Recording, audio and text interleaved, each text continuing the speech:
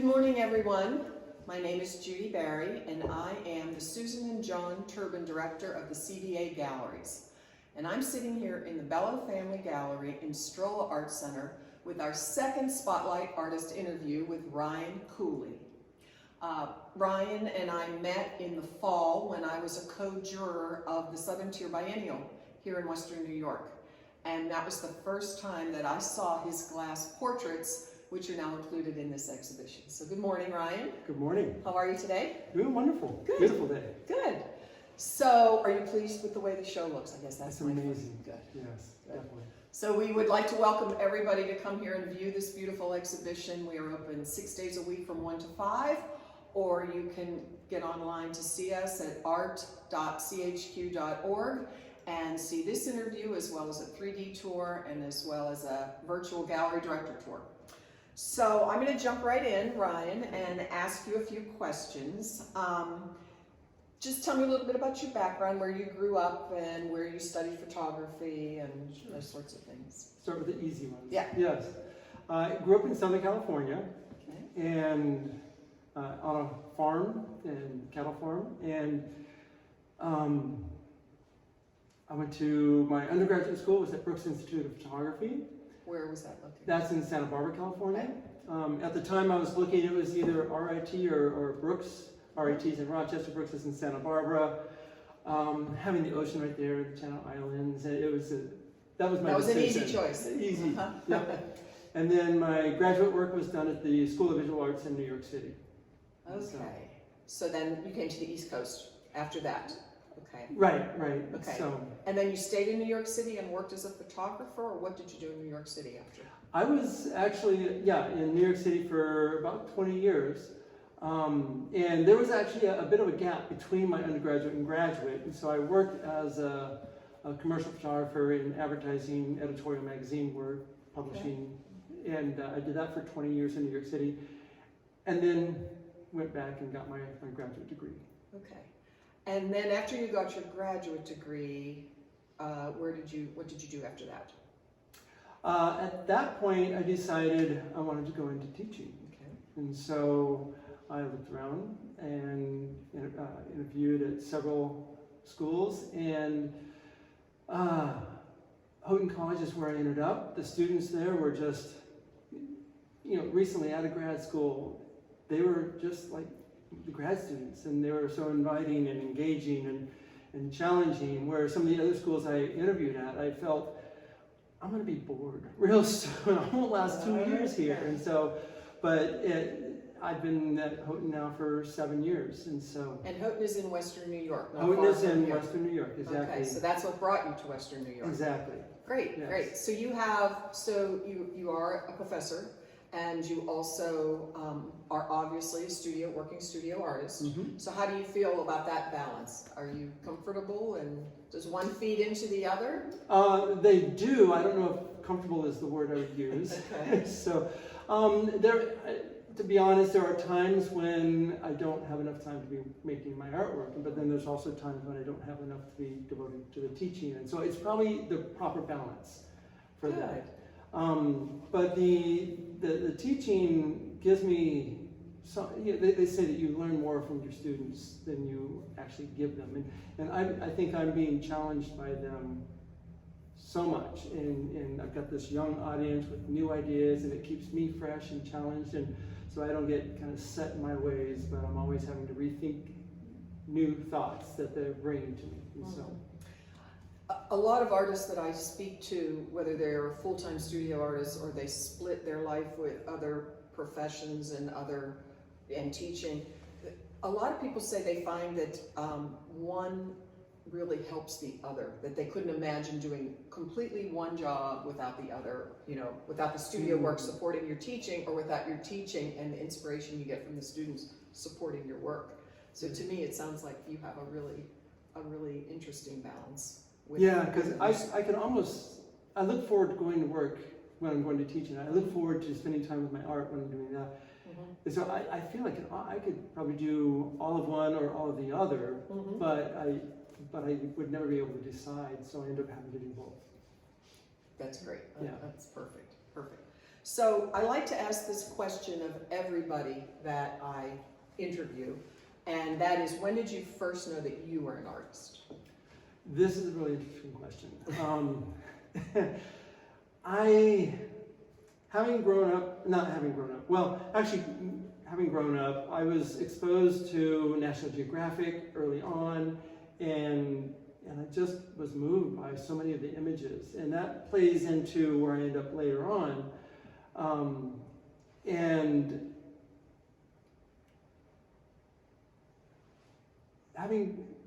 I was a commercial photographer for a lot of years. But what led you to photography in particular? Was it the National Geographic inspiration, do you think? Well, I think I was so young that I would just sit and go through magazine after magazine, hours and hours. And I'm sure that had an impact on me, but I never really focused. I didn't realize that this is somebody's job. But I just was moved by the images. And it wasn't until later, probably my early 20s, when I decided this is what I want to do for a career.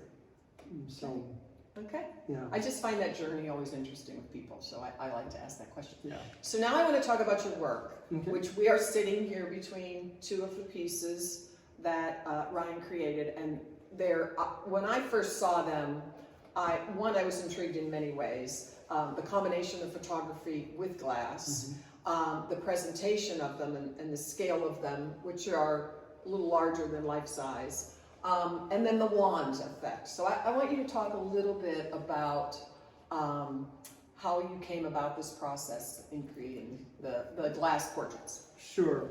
Well, my interest was piqued when I had gone to the Corning Museum of Glass, and there was a demonstration there with fiber optics. And they were doing things with the glass that just kind of really destroyed my perception of glass. And it was this rigid, fragile, but strong kind of material. But they were wrapping around, tying it, and I'm like, that can't be glass, it's thread. This is, And afterwards I went up and discussed it with the demonstrator, and he kind of put a little nick in it and snapped it, and I'm like, that's the glass I know. And he talked about the imperfections of it. And I started thinking, this is really fascinating, and I started thinking how photography and glass have been together since the very beginning of photography, through glass plates and through optics, and so I decided I needed to do something with this. And even now, as we move into the digital age, photography is being transported all over the world, billions of images every day, it seems, through fiber optics. And so glass and photography are still supporting each other. And so through that process, I started with glass tubes. And I would cut up photographs, because thinking about how imagery is taken and the data is put into a fiber optic tube, so to speak, and transported somewhere. So I would take these images, slice them up, and then put them into these tubes and put the tubes in a row, which would reconstitute the photograph that I sliced up. So let me interrupt for a second, because I think it's a really interesting point that you told me, and that is that these portraits are not of one person. It's a compilation of how many people would you say in each portrait? It ranges from, probably right now there's a couple that have 4, but up to 8. And so, to me, explain that, because you told me that then it's really expressing all of us in all of the photographs. Right. So where I'm going with that is the idea of the individualistic and the collectivistic mindsets. My wife is Puerto Rican, which makes my kids Puerto Rican, and this Puerto Rican culture is a collectivistic. It's the community or the village that really has a say into that. But there's also, I noticed, this individual that you want to be yourself, you want to have your own thoughts. And so what I've done is, by bringing all of these portraits together into one individual portrait, these people don't exist on their own. So that the idea of the individual that's being created through this collective of multiple portraits kind of creates that tension that exists between the individual and the collectivistic. I find that aspect of your work very inspiring and beautiful, and particularly during this time that we're in now, where we all are one people. Right. And I find there's just an added beauty to that now. Right. So thank you for that. I think that's a wonderful thing to share. The cultures are amazing. That, you know, having been mesmerized by geographic, and then having been a travel photographer and shooting in 50 countries for so many years, to see such beauty and interesting things that exist within these various cultures, I want to celebrate that. And so as I build out this series, I'm trying to explore and expand it through different ethnicities and nationalities. And wonderful. So, I love that. Can you tell us about the wand and how that came about? Because that's the detail of the piece that just is the icing on the cake, I guess. Yes. And that's one of those moments where you have the artist and the material have a conversation. Okay, I forgot to ask you this, but is there a reason they're upside down? Was the wand made for? It plays a role in that. Okay. The wand actually told me. Okay, that's what I was. Yeah, what came first? The right. wand or the? Okay. Yeah. Okay. And so when I moved from glass tubes to glass rods, because the rods have this optical quality to them. And so in doing that, and the way it interacts with light is fascinating to me. And so as I was built out the frame and the structure of these pieces, then I started thinking about what subject matter will I put in there, because I want to find that balance between the photographic image, the subject, and then the photograph as an object, the physicality of it. And so as I was playing with this idea, trying different subject matter, I came across the portrait, and I'm like, oh, I love this. This starts to speak to me. And so I knew I was going in a good direction.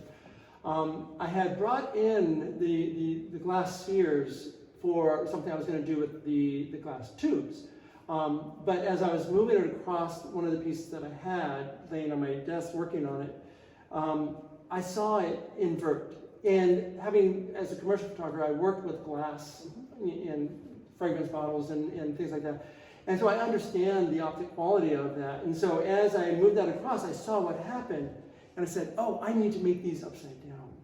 And then the rod will invert them, and then I've got human perception. Yeah. So I want to tell our audience, I don't know how well you can see it from where you are, but when you get up close to this piece, this rod sticks out about 9 inches from the image. And when you look into the ball on the top of the wand, the image is right side up. Yeah. And that's an intriguing detail to the piece. Yeah, it was the aha moment. Yeah, I've never seen anything like it before, so that's what drew me to the work as well. Right. So, that's good. That's a great explanation. I like that. So, I'm going to probably just wrap up the interview and ask you a final question. Where do you see yourself going next? Are you going to continue with the glass portraits, or are they going to morph into something else? What are you working on next? The answer is yes. Cool. I'm not done with these yet. I've got many more to make. Where our current situation with the pandemic has limited my access to doing more portraits. And so I'm waiting for that to open up again and continue the series, exploring more, adding to it at different ethnicities and nationalities. But I'm also exploring other subject matters. So the framework that I have here, I want to see what other conversations I can explore with that. And so I've got one that I'm in the process of working on right now as well. So, Great. Yeah. Wonderful. We look forward to that. So I want to thank everybody for coming. Ask you to come on in and see and have a conversation with this work by Ryann Cooley, part of the Attention to Detail Glass 2020 exhibition. Thanks everybody for joining us today.